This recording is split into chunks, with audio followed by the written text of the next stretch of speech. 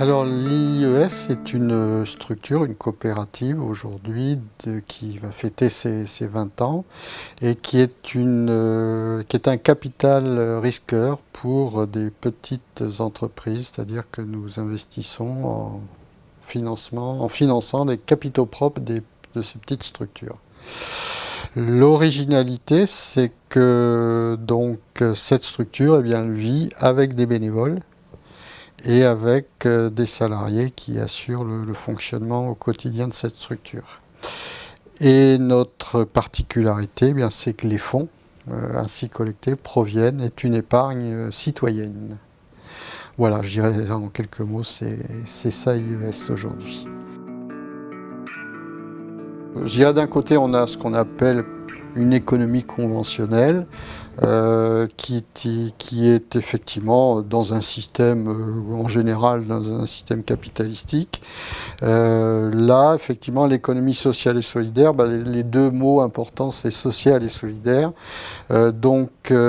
Social, c'est effectivement tout ce qui n'a pas une valeur marchande a priori, et puis solidaire parce que globalement, on partage tant sur les valeurs que peuvent sous-tendre cette activité économique, mais aussi dans le vécu, dans les résultats aussi.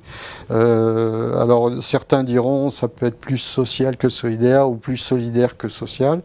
Je pense que c'est des termes qui étaient plus dans des définitions peut-être à contrario d'une économie conventionnelle, qui maintenant, au-delà des valeurs qui sont, je crois, clairement établies en termes de solidarité, je dirais, se retrouvent dans différentes activités, où je dirais globalement c'est l'humain qui est la valeur centrale, et c'est lui qui essaye de maîtriser ce qu'il fait, sa valeur ajoutée, et la partage avec d'autres personnes sur ces objectifs-là.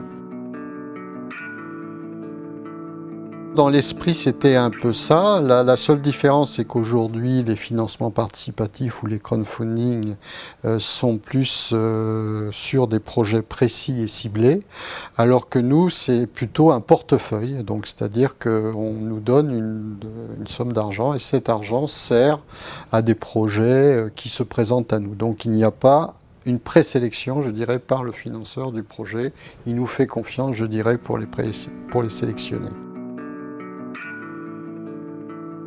Au tout début d'IES, on finançait les restaurants. On était des grands spécialistes sur les restaurants qui se créaient. Et puis ensuite, je dirais, en fonction, on a été un peu plus connus.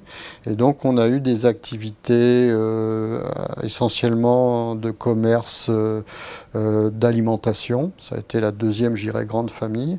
Et puis, petit à petit, il y a eu d'autres activités, d'autres familles, que ce soit dans le domaine plus high-tech. On a même quelques start-up qu'on finance. Et donc là, on est plus dans la valeur ajoutée en termes d'ingénierie. Donc c'est vrai qu'aujourd'hui, on a globalement une activité très diversifiée, et c'est l'intérêt d'une part de s'intégrer dans tout le tissu local économique, mais aussi de diversifier nos investissements. Les critères de ce qu'on appelle éligibilité chez nous, dans notre jargon, c'est effectivement de créer de l'emploi local. Ça, c'est je dirais presque notre ADN de départ. Pouvoir participer économiquement, mais localement. Et avoir une structure de fonctionnement dans l'entreprise qui soit participative. Donc qu'il n'y ait pas un seul chef qui décide, mais bien un partage de responsabilités, de décision. Globalement, c'est ce qui fait aujourd'hui notre éligibilité, notre sélection des entreprises qui nous demandent des financements. Je dirais que globalement, c'est poursuivre ce qui a été fait dans la diversification d'activités. Ça nous permet d'intégrer, je dirais, le tissu économique et son évolution tel qu'on peut l'avoir dans la région Occitanie. Je pense que c'est un territoire bien marqué de ce point de vue-là. Et puis surtout, eh bien, nous développer, puisque notre territoire, c'est la région Occitanie, c'est effectivement de se développer, comme on dit, du côté de l'est de l'Occitanie, donc sur la côte anciennement Languedoc-Roussillon, c'est-à-dire des pôles, je dirais, d'activité qui existent autour de Montpellier et de Perpignan en particulier. C'est déjà une question de visibilité, c'est-à-dire que les coopérateurs, ceux qui sont là pour financer, ils souhaitent avoir, je dirais, ce ressenti d'avoir une activité proche d'eux, et de pouvoir voilà, participer localement à ce développement économique, et pour eux, en fonction du lieu où ils sont, de pouvoir effectivement avoir dans cette dynamique, alors au-delà de des personnes qui donnent de l'argent, il y en a aussi qui donnent du temps, il y a des bénévoles actifs, et cela, ben, je dirais, essaye de créer un microcosme, un écosystème localement. Ça leur permet de rencontrer des porteurs de projets, des partenaires qui contribuent au développement économique local, et c'est toute cette dynamique-là qui est importante à mettre au niveau d'un territoire. Je pense que l'ADN, c'est toujours la créativité et la valeur ajoutée.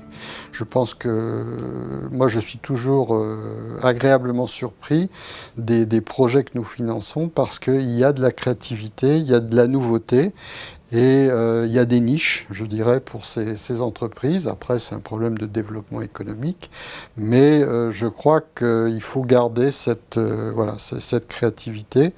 Et puis, je pense que cette entreprise du futur, elle est de mieux en mieux formée. Je pense que les porteurs de projets, de par le système éducatif, de par la formation qu'ils ont eue, sont des gens de plus en plus aptes à appréhender, je dirais, ben des critères divers et variés, car pour une entreprise, c'est un organe vivant, et cet organe vivant, ben, il vit dans un système, un écosystème, et il faut appréhender un certain nombre de choses. Et je pense que la créativité, avec cette aptitude à pouvoir développer des choses avec les meilleures compétences, je pense que ce sont deux facteurs importants.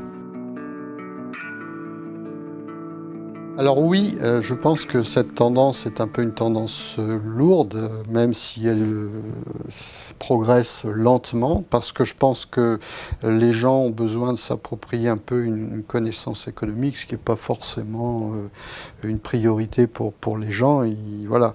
Mais je pense que, à contrario, ils voient des systèmes où ils ne maîtrisent pas grand-chose, où ils ne comprennent pas forcément les choses, où ils voient des choses qui peuvent les choquer, et à contrario, ils ont envie voilà, je dis pas de maîtriser, mais au moins de voir des choses qui sont à leur niveau, c'est-à-dire compréhensibles, visibles, et je pense que ça, effectivement, c'est de plus en plus une tendance pour les jeunes générations en particulier.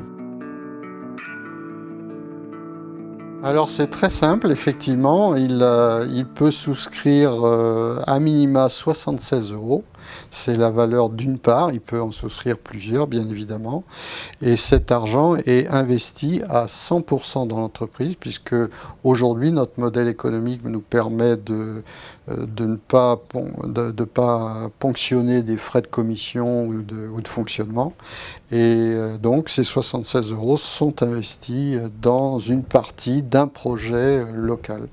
Et il a, je dirais, un minimum d'informations pour savoir quelles sont les entreprises que l'on finance, quel type de valeurs on partage au niveau de ces entreprises.